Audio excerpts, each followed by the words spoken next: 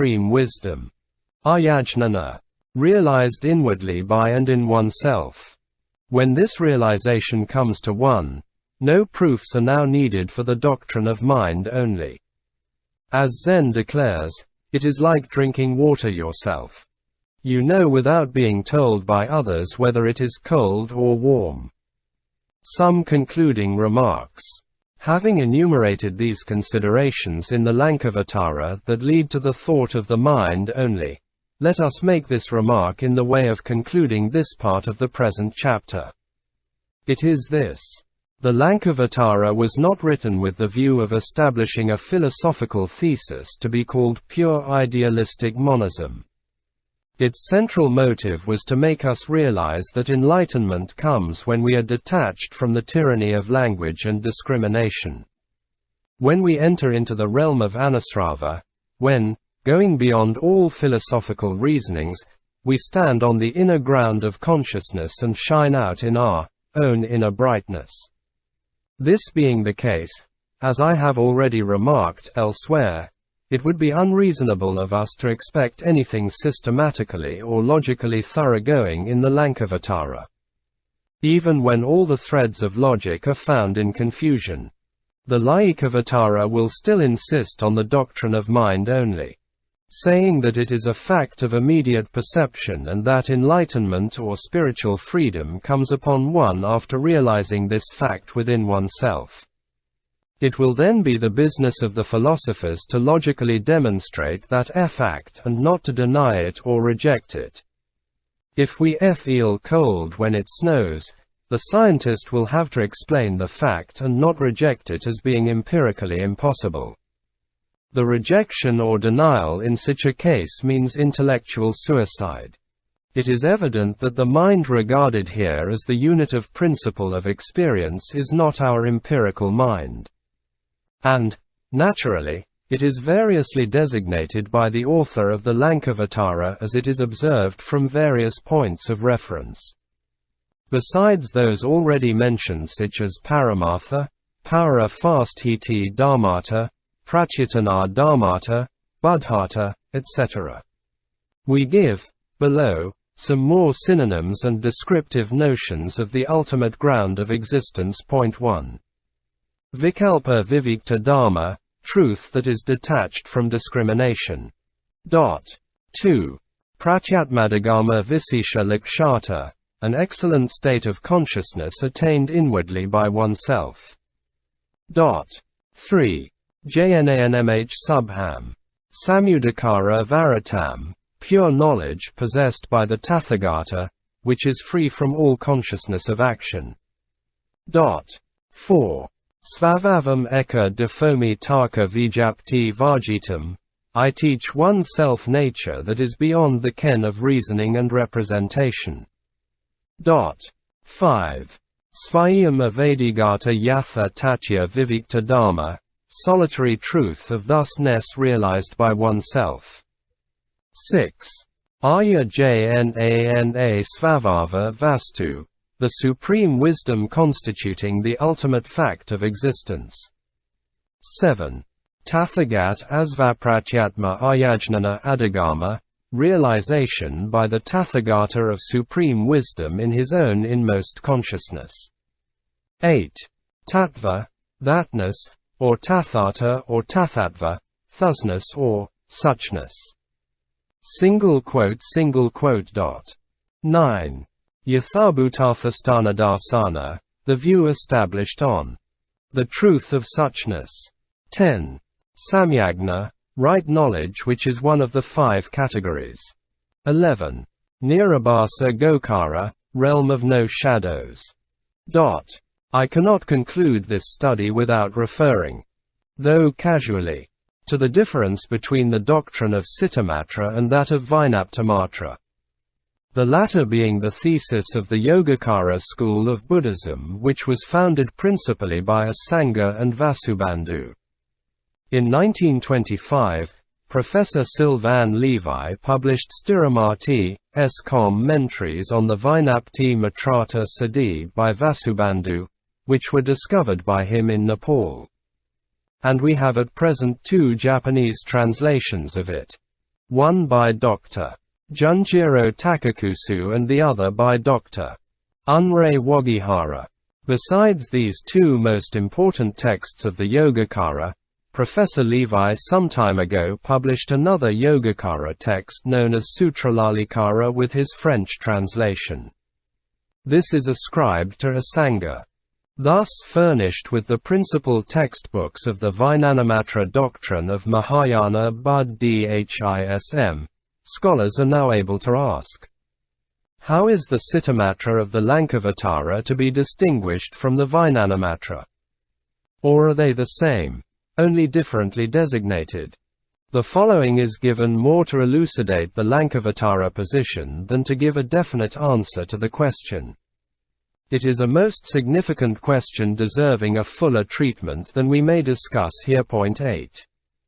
The doctrine persistently maintained in the Lankavatara is Cittamatra or Cittadrismatra, and not Vijnana or Vijnapti-matra, which, according to Asanga and Vasubandhu, is Adadi Sarva Vijayphya Pti Matrakam, meaning by idem that which is discriminated as, this is the self, and that is an external reality, that is, this world where the subject is distinguished from the object, or, to use Buddhist terminology, the triple world including both Sanskrita and Asmitskrita.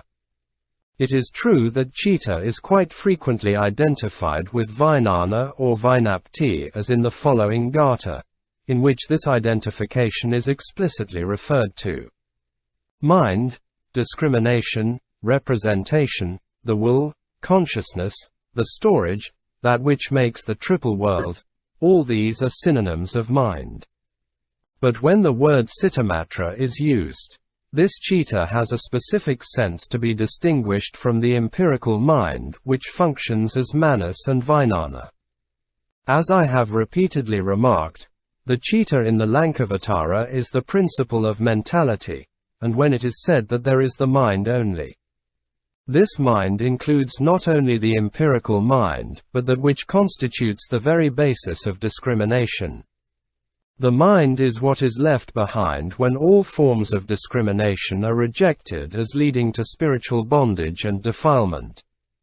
It is thus something that has been here even prior to all discrimination, that is, even before the duality of subject and object had come to exist. The Lankavatara does not advocate nihilism pure and simple. It tries to take hold of somewhat beyond this world of particularization. When one has actually taken hold of it by sheer act of intuition which is made possible by the working of non-discriminative wisdom, or supreme wisdom, or superior knowledge. In the inmost recesses of consciousness, the Lankavatara calls it the mind. And as there is nothing subjective or objective besides this mind, the Cittamatra or mind-only theory is now positively established.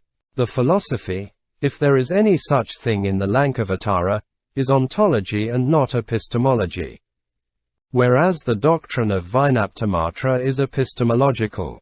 The Yogacara school is regarded as advocating indiscriminately the Vijnanamatra or the Vijnaptimatra, as if the two terms meant the same thing.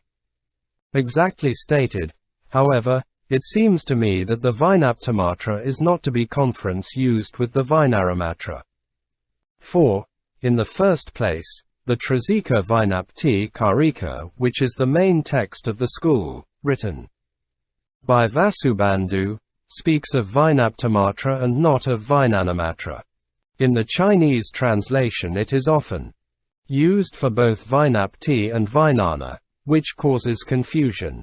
Both terms come from the same root jna, to know, and Vijnapti means made known, indicated, named, represented. While Vijnana is knowing, or act of knowing, or knowledge. Thus Vijnapti is something marked, named, designated, represented, and one can most logically infer that he who sees that all is name only, sees that all is Vijnaptimatra. In the Chinese Laikavatam, the word is rendered as talk. indica, tian, construction, from which we can see that the Vijnapti-matra is not the Vijnanamatra. So we have in the Triansika, so long as the Vijnana does not abide in Vijnapti-matratva, there is no ceasing of the remorse which arises from the twofold grasping. Again, his mind abides in names because he then sees that all is name only. And as he abides in names, what is attained by means of representations is cut off. Then he reaches the realm where there is no attainment as he goes on in his reflection. When he is thus liberated from all his hindrances, he attains supreme sovereignty. The main contention of the Vijnaptimatra theory is that all that is thought of as reality, as having self-substance, is no more than name. That names are our own subjective creations and have no corresponding realities. That because we have so particularized and surnamed, or indicated, or labeled, or made known, we see all these particularized individual objects, mental as well as physical. And yet we fail to realize this, imagining all the time that the world of particulars is final reality and worth while getting attached to and made the object of desperate longing. Verse 28 of the Trinsika, therefore, declares that, when the Vijnana takes no hold on an objective world one it abides in the Vijnapti-matratva, for when there is nothing to be grasped, there is no grasping.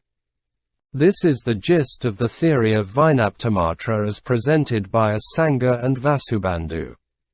In the Lankavatara no reference is made to the Vijnapti except probably once, but rather to the Prajnaptimatra view of the world. And even in the latter case, the reference is negligible, considering that the weight of the whole discourse in the Lankavatara falls on the Cittamatra and not on the Pranaptimatra or Vijnaptimatra or Namamatra or Vikalpa-matra. The sutra does not linger long on the question of the world being merely a name or a representation. But it exhausts its powers of persuasion to convince the reader that the world is mind itself, and that it is only by realizing this truth in one's own inner consciousness that enlightenment ensues. The transcendental mind, or mind itself, or mind only is thus made the chief subject of the text. In this it varies from the teaching of the Yogacara. The latter emphasizes the process of transformation which takes place in the Alayavijnana, and it naturally makes most of the aspect of existence which is to be considered merely idea tianal. It does not go further on to say that there is the mind only as the principle of unification in which all representations, cogitations, discriminations, and a world of particulars leave no traces.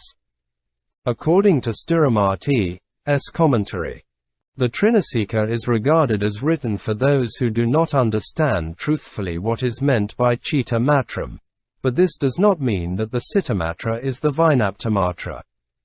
The former may be based on the latter, or we can say that when the Cittamatra is declared as a fact of intuitive knowledge, the doctrine of Vijnaptimatra logically follows from this realization. The Trasika may thus form a part of the Lankavatara's philosophical foundation. But we must not overlook the fact that there is a conceptual difference between the theme of the Lankavatara and the Yogacara, psychological or rather epistemological interpretation of existence.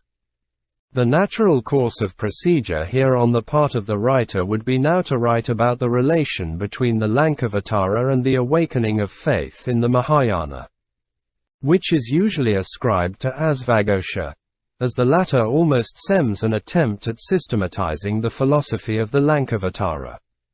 But as the writer expects to publish a second revised English translation of this most important Mahayana textbook, he passes by the opportunity of touching upon the subject in this chapter.